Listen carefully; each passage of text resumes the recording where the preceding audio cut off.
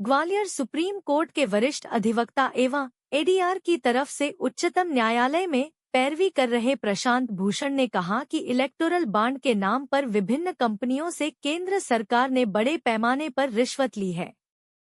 इसकी money trail अब सामने आ चुकी है। यह बात भी सामने आई है कि किस तरह से सरकारी एजेंसियों सीबीआई एनफोर्समेंट डायरेक्टरेट और इनकम टैक्स विभाग का बेजा इस्तेमाल किया गया। जिन लोगों ने सरकारी दबाव में करोड़ों रुपए की इलेक्टोरल बॉन्ड के रूप में सत्तारूढ़ दल को रिश्वत दी, वह जांच में निकल गया और सरकार से बड़े बड़े कॉन्ट्रैक्ट हासिल करने में सफल रहा। इसमें सरकारी एजेंसियों के अधिकारियों की भी जांच होनी चाहिए, क्योंकि सुप्रीम कोर्ट के आदेश के बाद एसबीआई ने जो इलेक्टोरल बॉन्ड से संबंधित दस्तावेज पेश किए हैं, उसमें मनी ट्रेल साफ तौर पर नजर आ रही है। जबकि कांग्रेस शासन में हुए 2G स्पेक्ट्रम और कोलगेट आवंटन को न्यायिक जांच के बाद इसलिए निरस्त किया गया था क्योंकि कोर्ट ने माना था कि अवैध रूप से इनका आवंटन किया गया था, जबकि इन मामलों में कोई मनी ट्रेल नहीं थी। उन्होंने दिल्ली के मुख्यमंत्री अरविंद केजरीवाल की गिरफ्तारी पर भी कड़ी आपत्ति जताई।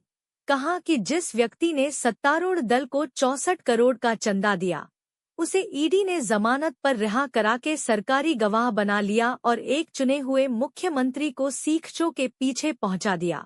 वरिष्ठ अधिवक्ता प्रशांत भूषण ने बताया कि किस तरह से 25 में से 22 ऐसे राजनीतिक दल के नेता बीजेपी में आने के बाद एजेंसियों की जांच से बच गए, जिनके खिलाफ गंभीर मामले चल रहे थे। एक सवाल के जवाब में प्रशांत भूषण ने कहा कि ईवीएम और वीवीपैट मशीन में चिप होती है, इसे आसानी से हैक किया जा सकता है। ऊपर से सरकार ने 2017 में वीवीपैट के शीशे को ट्रांसपेरेंट से ब्लैक कर दिया। अब पर्ची दिखाई तो जरूर देती है, लेकिन वह कहाँ जाती है इसका कुछ पता नहीं चलता है। यूरोप के जर्मनी जैसे विकासशील देश में भी ईवीएम को प्रतिबंधित कर दिया गया है और इसमें गड़बड़ी की कोर्ट ने व्यापक संभावना जताई थी। बांग्लादेश जैसे छोटे से देश ने भी ईवीएम को हटाकर भी बैलेट पेपर से चुनाव शुरू किए हैं। ऐसे में सरकार क्यों ईवीएम से ही चुनाव कराने पर आमादा है, इसकी जांच होनी चाहिए। हालांकि यह मामला अभी सुप्रीम कोर्ट में लंबित है। इस देश में चुनाव होने वाले हैं और चुनाव किस हालात में हो रहे हैं ये हम लोग सब देख रहे हैं। एक तरफ जो इस देश की सत्ताधारी पार्टी है भाजपा, उसके पास बेइंतहा पैसा है और ये पैसा कहाँ से आया, ये इलेक्टोरल बॉन्ड से जो खुलासे हुए हैं उससे पता लग रहा है कि ये पैसा भाजपा के पास कहाँ से आया। 8,000 करोड़ से ज़्यादा रुपया इलेक्टोरल बॉन्ड के द्वारा सिर्फ एक पार्टी को, भाजपा को मिला है और इसमें से आधे से ज़्यादा पैसा अब जो खुलासा हुआ है, जो सुप्रीम कोर्ट के आदेश के बाद हुआ है, जिसको सरकार किसी हालत में खुलासा नहीं होने देना चाहती थी।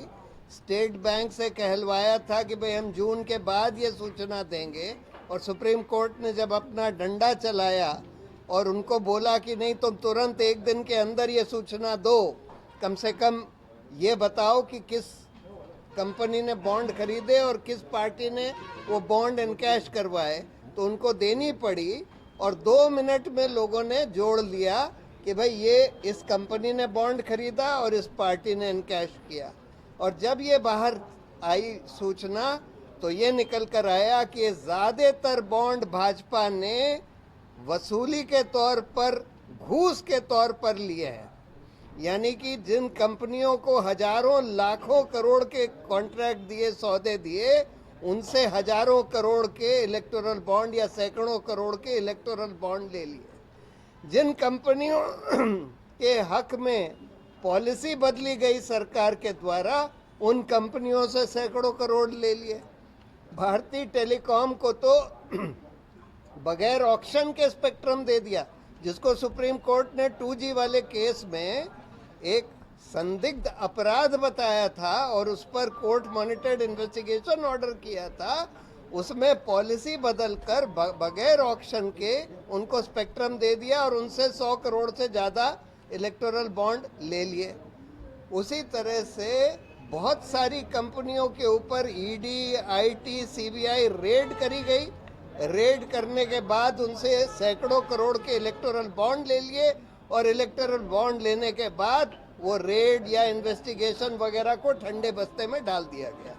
ठीक उसी तरह से जो कि आज जो अभी 2 दिन पहले इंडियन एक्सप्रेस ने जो खुलासा किया था कि अभी तक 25 एमपीज और एमएलएज जो ऑपोजिशन के थे, जिनके ऊपर ईडी, आईटी के इन्वेस्टिगेशन चल रहे थे, उनको भाजपा में शामिल करने के बाद उनको छोड़ दिया गया। तो ये बहुत ही गंभीर बात है। और इसके चलते हुए कि एक तरफ भाजपा घूस के तौर पर हजारों करोड़ ले रही है, लूट रही है इन कंपनियों से, और दूसरी तरफ जो मेन मुख्य ऑपोजिशन पार्टीज हैं उनके सारे फंड्स जो हैं फ्रीज कर दिए जा रहे हैं, उनको धड़ाधड़ इनकम टैक्स नोटिस दिए जा रहे हैं, और ईडी, आईटी का एक्शन तो हो ही रहा है। उनके लीडर्स के ऊपर 2 चीफ मिनिस्टर्स को जेल में डाल दिया है। तो ये सब हालात के चलते हुए आज इस देश के सामने सवाल ये है कि क्या ये चुनाव निष्पक्ष हो रहा है, क्या ये चुनाव फ्री एंड फेयर माना जा सकता है। यानी कि आपने सारे ऑपोजिशन के हाथ बांध दिए और फिर आप कह रहे हैं अब तुम चुनाव लड़ो। आपने हजारों करोड़ रुपया घूस के तौर पर ले लिया और उन पार्टियों के सारे फंड्स फ्रीज कर दिए और कह रहे हैं तुम चुनाव लड़ो। तो ये एक बहुत गंभीर मुद्दा आज देश के सामने है कि क्या इस देश में लोकतंत्र बचा है कि या तानाशाही चल रही है। नहीं, हम लोग तो एडीआर की तरफ से जिसने ये इलेक्टोरल बॉन्ड की पिटीशन फाइल करी थी, उन्होंने ईवीएम के बारे में भी पिटीशन फाइल करी हुई है, वो सुप्रीम कोर्ट में पेंडिंग है।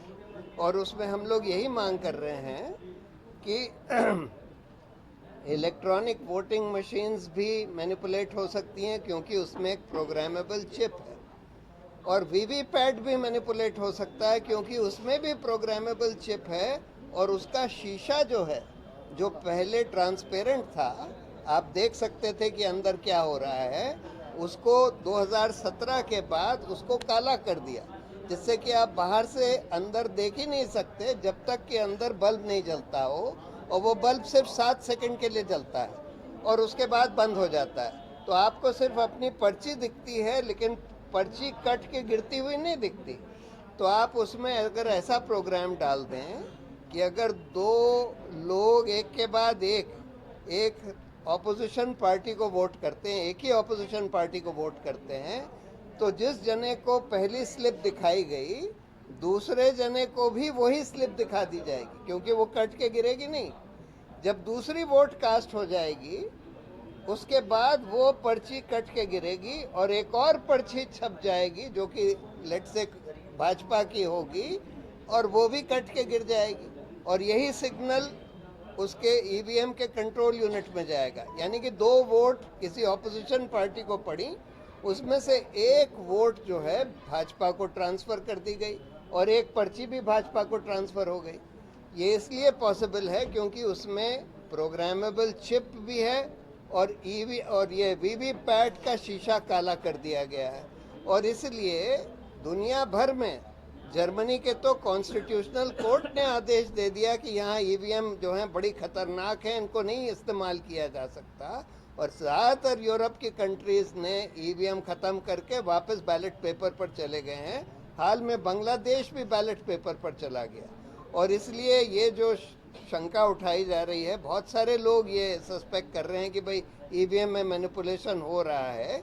इसको अवॉइड करने के लिए एक ही तरीका है कि आप या तो जो वीवीपैट की पर्ची है वोटर के हाथ में दे दीजिए और वो लोग उसको बैलेट बॉक्स में डाल दें, और या फिर वापस बैलेट पेपर ले आए।